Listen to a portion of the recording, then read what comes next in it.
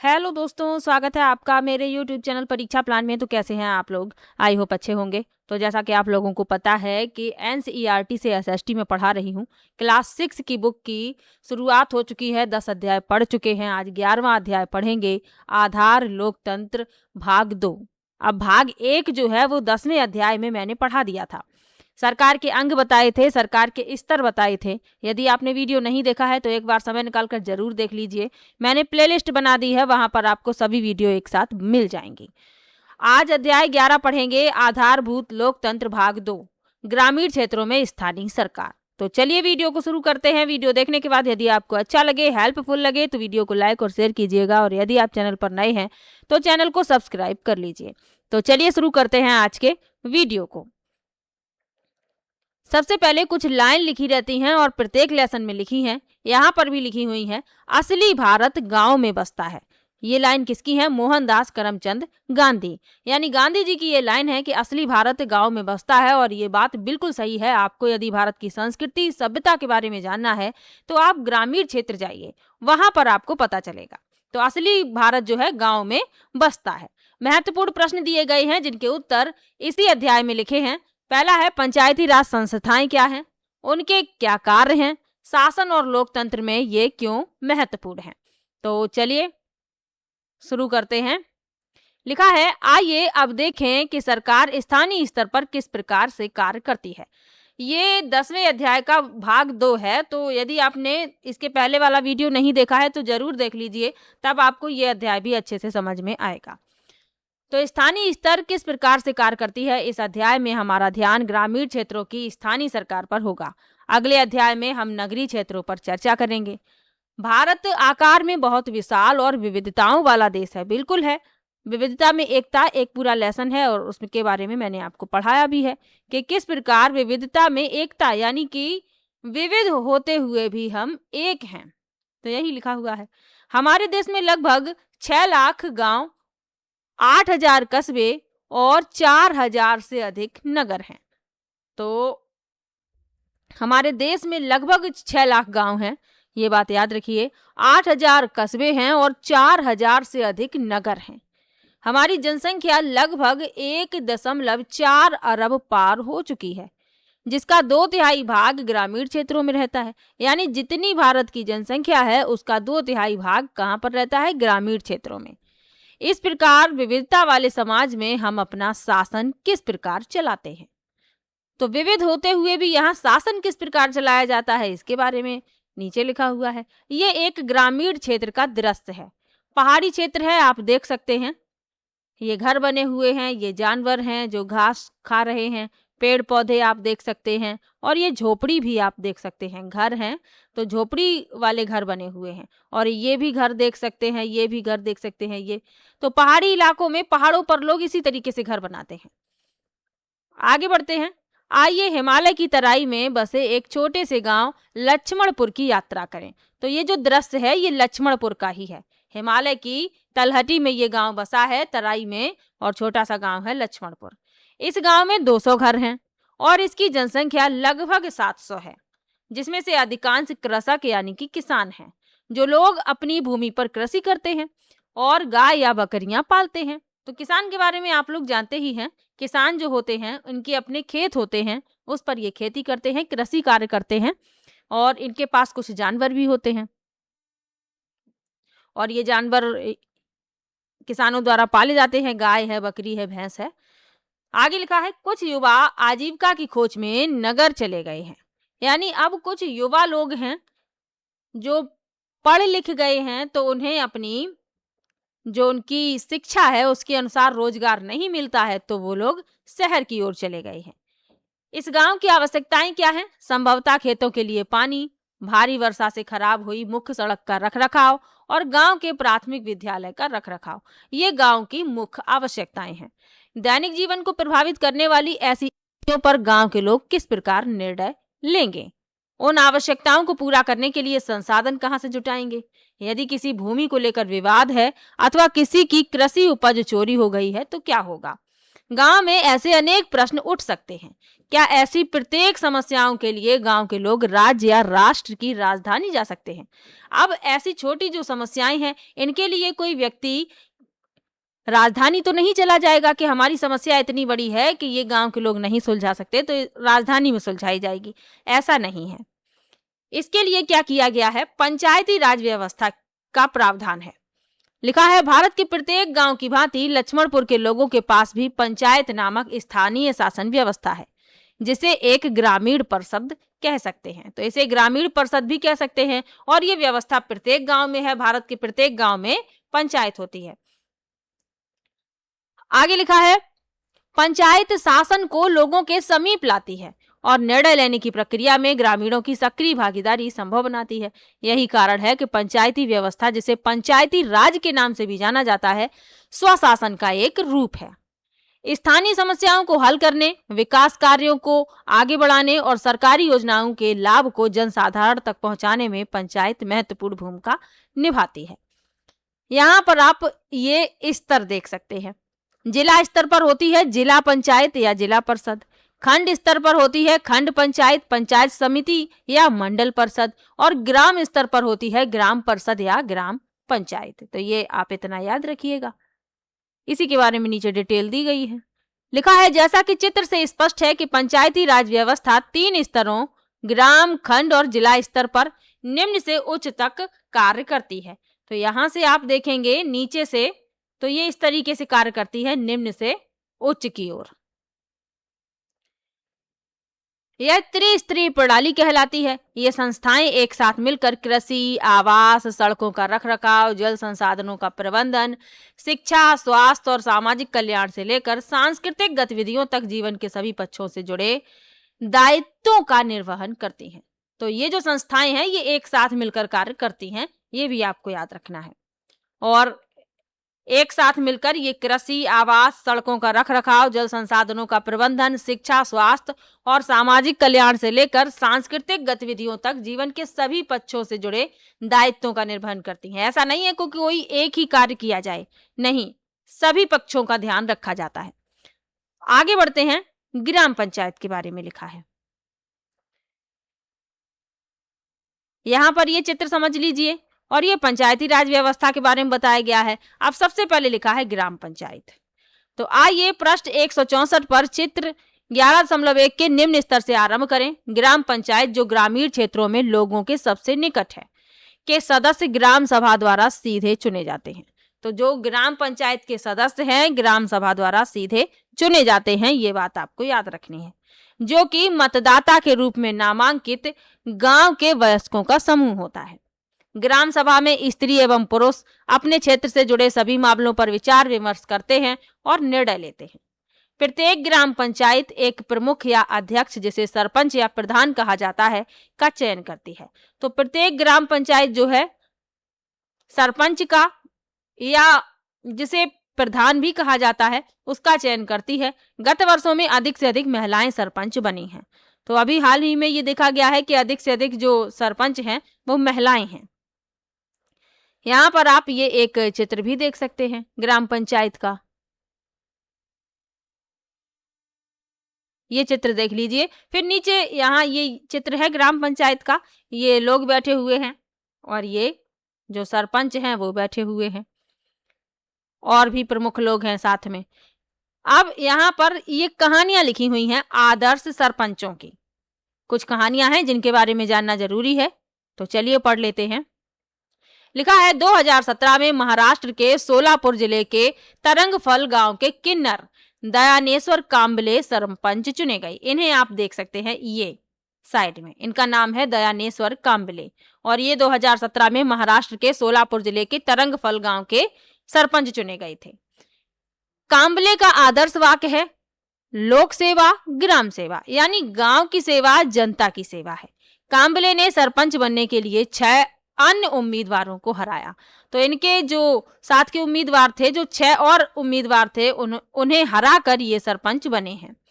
आगे बढ़ते हैं, एक और कहानी लिखी हुई है। मध्य प्रदेश के खाना खांडवी गांव से भील समुदाय की वंदना बहादुर मैदा पितृसत्तात्मक मान्यताओं के विरुद्ध जाकर गांव की पहली महिला सरपंच बनी। इन्हें आप देख सकते हैं, ये भील समुदाय की हैं। इनका नाम है वंदना बहादुर मेहता और ये पितृसत्तात्मक मान्यताओं के विरुद्ध जाकर गांव की पहली महिला सरपंच बनी है। और ये कहाँ की बनी? मध्य प्रदेश के खान खांडवी गांव की। उन्होंने गांव की महिलाओं को सभा की बैठकों में आने के लिए प्रेरित किया और शिक्षा एवं स्वच्छता जैसी गंभीर समस्याओं को उठाया, जिससे दूर दूर तक व्यापक रूप से पहचान मिली। वंदना की यह यात्रा दर्शाती है कि किस प्रकार महिलाएं ग्रामीण भारत को बदलने में नेतृत्वकारी भूमिका निभा रही हैं। तो इन्हें आप देख सकते हैं, ये वंदना जी हैं और ये हैं दयानेश्वर काम्बले। चलिए आगे बढ़ते हैं। एक और कहानी लिखी हुई है। महाराष्ट्र के अहमदनगर जिले का एक गांव हिवरे बाजार बार बार सूखा पड़ने और कम कृषि उपज से प्रभावित था। ये महाराष्ट्र का एक गांव है, अहमदनगर जिले का। गांव का नाम है हिवरे बाजार और ये किस लिए प्रभावित था? बार बार सूखा और कम कृषि उपज से। पोपटराव बागूजी पवार के सरपंच बनने के बाद उन्होंने अन्ना हजारे के वर्षा जल संचयन, जल संरक्षण और लाखों पेड़ लगाने के मॉडल को लागू करना शुरू किया। इन्हें आप देख सकते हैं, इनका नाम है पोपटराव बागूजी पवार। उनके इस प्रयास और ग्रामवासियों के सहयोग से हिवरे बाजार कुछ ही वर्षों में हरा भरा और समृद्ध गांव बन गया। पोपटराव पवार को 2020 में पद्मश्री से सम्मानित किया गया। तो इनके इस कार्य के लिए इन्हें 2020 में पद्मश्री मिला। किसे मिला? पोपटराव पवार को। चलिए आगे बढ़ते हैं। आगे लिखा है, ग्राम पंचायत की सहायता के लिए एक पंचायत सचिव होता है और यहाँ से प्रश्न आपको जरूर मिलेगा, जो बैठकों के आयोजन और अभिलेखों के रखरखाव जैसे प्रशासनिक कार्य करता है। अधिकांश ग्राम पंचायतों में एक प्रशासनिक अधिकारी भी होता है, जिसे भारत के कई भागों में पटवारी कहा जाता है। पटवारी गांव के भू अभिलेखों का रखरखाव करता है। कई जगह तो उसके पास पीढ़ियों पुराने मानचित्र भी रखे होते हैं। तो एक पंचायत सचिव होता है और एक होता है पटवारी। तो पटवारी के पास आप कई वर्षों पुराने मानचित्र भी देख सकते हैं। चलिए आगे बढ़ते हैं। लिखा है, बाल हितैषी पंचायत की पहल। पंचायतों को सभी ग्रामवासियों की बात सुननी होती है, जिसमें बच्चे भी सम्मिलित हैं। बाल हितैषी पंचायत की पहल से बच्चों की भलाई से जुड़े मामलों पर स्वयं बच्चों को अपने विचार और राय रखने का अवसर मिलता है। तो बाल हितैषी पंचायत की पहल ही इसीलिए की गई है ताकि बच्चे अपने विचार रख सकें, अपनी राय को प्रदर्शित करें। बच्चों के विचार क्या है, उनके विचारों का भी सम्मान करना चाहिए। इसलिए बाल हितैषी पंचायत की पहल की गई। आगे लिखा है, अनेक राज्यों में नियमित रूप से बच्चों की बाल सभाएं, बाल पंचायतों में उनकी भागीदारी को प्रोत्साहित करने के कदम उठाए गए हैं, जहां गांव के बड़े बुजुर्ग उनकी समस्याओं के समाधान ढूंढने का प्रयास करते हैं। यानी कि जो गांव के बड़े बुजुर्ग हैं, बच्चों की समस्याओं को सुनते हैं, उनका समाधान ढूंढने का प्रयास करते हैं। उदाहरण के लिए महाराष्ट्र में कुछ बाल पंचायतों ने बाल श्रम और बाल विवाह को समाप्त करने पर कार्य किया है। बाल पंचायत के सदस्य एक साथ मिलकर अभिभावकों और अन्य वयस्कों को समझाते हैं कि बच्चों को पुनः विद्यालय भेजें और बालिकाओं को पढ़ाएं तथा पढ़ने की आयु में उनका विवाह ना करें। तो ये एक बहुत ही अच्छा निर्णय है। बाल विवाह पर तो प्रतिबंध है ही, लेकिन बच्चों को भी इसकी जानकारी होनी चाहिए। आगे लिखा है, बहुत सी ग्राम पंचायतों ने बाल हितैषी पहल करने के लिए पुरस्कार प्राप्त किए हैं। यहाँ सिक्किम का एक उदाहरण लेते हैं। तो एक सिक्किम का उदाहरण यहाँ पर लिखा हुआ है। पश्चिमी सिक्किम में सांगखू राधु खांडू ग्राम पंचायत ने बच्चों की आवश्यकताओं और अधिकारों को बहुत अधिक महत्व दिया। पंचायत ने बच्चों की सुरक्षा के लिए विद्यालयों के परिसर की दीवारें बनवाईं। उन्होंने विद्यालयों में रसोई घर बनवाए ताकि बच्चों को विद्यालयों में ही सफाई से बना मध्याह्न भोजन यानी मिड डे मील मिल सके। उनके इन प्रयासों के कारण सांगखू राधु खांडू गांव को बाल हितैषी ग्राम पंचायत घोषित किया गया। तो इसका नाम आपको याद रखना है। आगे बढ़ते हैं। आइए एक और उदाहरण राजस्थान का देखें। लिखा है, कुछ दशक पूर्व बंकर रॉय द्वारा आरंभ की गई वेयरफुट कॉलेज की शाखा बाल संसद ने राजस्थान के ग्रामीण क्षेत्रों के वंचित वर्ग के बच्चों को शिक्षा और लोकतांत्रिक भागीदारी के माध्यम से सशक्त बनाया। आगे लिखा है 8 से 14 वर्ष तक की आयु के बच्चे रात्रि विद्यालय और संसद की तरह चुनाव के माध्यम से शासन की प्रक्रियाओं, लोकतंत्र और सामाजिक दायित्वों के बारे में जानते और सीखते हैं। उनकी संसद मतदाता के पहचान पत्र और इसके प्रचार सहित सभी औपचारिक प्रक्रियाओं का पालन करती है। तो उनकी जो संसद है, मतदाता के पहचान पत्र और जो प्रचार सहित जो भी औपचारिक प्रक्रियाएं हैं उनका पालन करती है। तो बच्चे जो हैं 8 से 14 वर्ष तक की आयु के हैं और सभी जो शासन की प्रक्रियाएं हैं वो सभी सीख रहे हैं, लोकतंत्र के बारे में जान रहे हैं और सामाजिक दायित्वों को भी सीख रहे हैं। आगे लिखा है निर्वाचित प्रतिनिधि मंत्रिमंडल का गठन करते हैं जो विद्यालय प्रबंधन का निरीक्षण और सामुदायिक आवश्यकताओं का समर्थन करते हैं। ये पहल बच्चों में नेतृत्व के गुण और सामाजिक जागरूकता को विकसित करती है, जिससे बच्चे सामाजिक मानदंडों को चुनौती देने में समर्थ होते हैं और परिवर्तन की पैरोकारी कर सकते हैं। समाज के विकास के लिए शिक्षा तक पहुंच, स्वच्छता, सामाजिक समानता प्रदान करने के लिए बच्चे सक्रिय रूप से इन समस्याओं को उठाते हैं। बाल संसद के इन कार्यों के कारण उन्हें वर्ष 2001 में वर्ल्ड चिल्ड्रन ऑनरेरी अवार्ड सहित कई पुरस्कार मिले हैं। यहाँ पर आप एक ये दृश्य भी देख सकते हैं।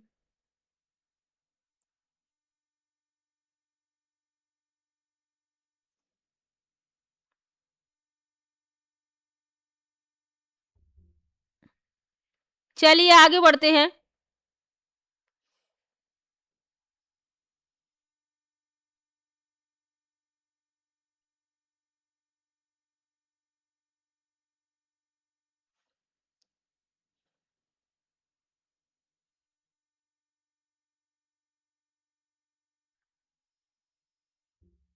लिखा है पंचायत समिति और जिला परिषद। तो इस प्रकार की संस्थाएं जो हैं खंड स्तर और जिला स्तर पर भी होती हैं, जो कि ग्राम स्तर से ऊपर होती हैं। तो ग्राम स्तर जो है निचली है, उसके ऊपर कौन सी है? खंड स्तर, फिर जिला स्तर। तो लिखा हुआ है कि जो कि ग्राम स्तर से ऊपर होती हैं, जो चित्र आपको दिखाया था। खंड स्तर पर पंचायत समिति, ग्राम पंचायत और जिला परिषद के बीच की कड़ी है। इन संस्थाओं के सदस्य स्थानीय लोगों द्वारा चुने जाते हैं, परंतु उसमें क्षेत्र के गांव के सरपंच और राज्य विधानसभा के स्थानीय सदस्य जैसे अन्य सदस्य भी हो सकते हैं। पंचायत समिति का गठन राज्य दर राज्य भिन्न होता है, परंतु स्थानीय जनता की भागीदारी मजबूत करने की उनकी भूमिका समान रहती है। ये सभी ग्राम पंचायतों की विकास योजनाएं एकत्रित करके उन्हें क्रमशः जिला या राज्य स्तर पर प्रस्तुत करती हैं। तो ये खंड स्तर के कार्य बताए जा रहे हैं।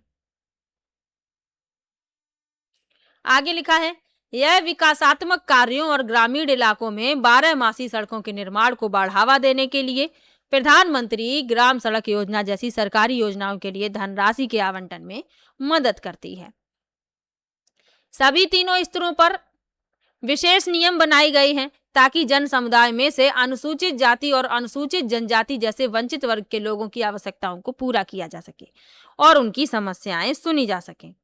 इन संस्थाओं में 1/3 सीटें महिलाओं के लिए आरक्षित रखने का भी प्रावधान है। तो सभी जो तीनों स्तर हैं इनमें विशेष नियम भी हैं ताकि जो जन समुदाय में से जो अनुसूचित जाति, शेड्यूल कास्ट और अनुसूचित जनजाति जैसे जो वंचित वर्ग हैं, तो उन लोगों की आवश्यकताओं को पूरा किया जा सके, उनकी समस्याओं को सुना जा सके। और इन संस्थाओं में जो 1/3 सीटें हैं ये महिलाओं के लिए आरक्षित रखने का भी प्रावधान है। तो ये भी आपको याद रखना है। चलिए आगे बढ़ते हैं। हमें यह याद रखना चाहिए कि पूरे देश के विभिन्न राज्यों में पंचायती राज संस्थाओं के गठन और कार्यों में विविधताएं हो सकती हैं। ऐसा इसलिए क्योंकि उन संस्थाओं पर राज्यों का अधिकार होता है, किंतु उनके लक्ष्य समान होते हैं। तो उनके गठन और कार्यों में विविधताएं हो सकती हैं, लेकिन उनके जो लक्ष्य हैं वो समान होते हैं। यह ग्रामवासियों को अपने गांव और स्थानीय क्षेत्रों में प्रबंधन और विकास के कार्यों में सक्रिय रूप से भाग लेने में सक्षम बनाती है। यहाँ पर एक महत्वपूर्ण तथ्य लिखा हुआ है, शासन पर अर्थशास्त्र एक प्राचीन ग्रंथ है और ये आपको याद रखना है। इसमें शासन के बारे में ही बताया गया है। ये प्राचीन ग्रंथ है जिसे लगभग 2300 वर्ष पहले कौटिल्य, जिन्हें बाद में चाणक्य के नाम से भी जाना गया, ने लिखा। तो आपको इनके नाम याद रखने हैं। अर्थशास्त्र के रचयिता कौटिल्य, कौटिल्य का नाम ही चाणक्य है, चाणक्य का नाम ही विष्णुगुप्त है। तो एक ही व्यक्ति के ये सभी नाम हैं, आपको बिल्कुल भी कंफ्यूज नहीं होना है। ज्यादातर आपने चाणक्य नाम लिखा हुआ देखा होगा। आगे बढ़ते हैं। इस ग्रंथ में अन्य विषयों के साथ साथ राज्य के गठन, संचालन, अर्थव्यवस्था कैसे समृद्ध हो सकती है, शासक के कर्तव्य क्या हैं और युद्ध किस प्रकार किए जाएं, इसके बारे में विस्तार से बताया गया है।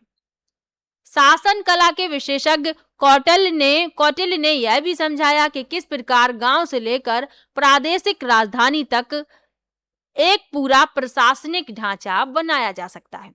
राजा प्रत्येक 10 गांवों पर एक संग्रहण, उप जिला मुख्यालय, प्रत्येक 100 गांवों पर करवाटिका, जिसे जिला मुख्यालय कहा जाता है, संग्रहण को क्या कहा जाता है, उप जिला मुख्यालय, और करवाटिका को जिला मुख्यालय।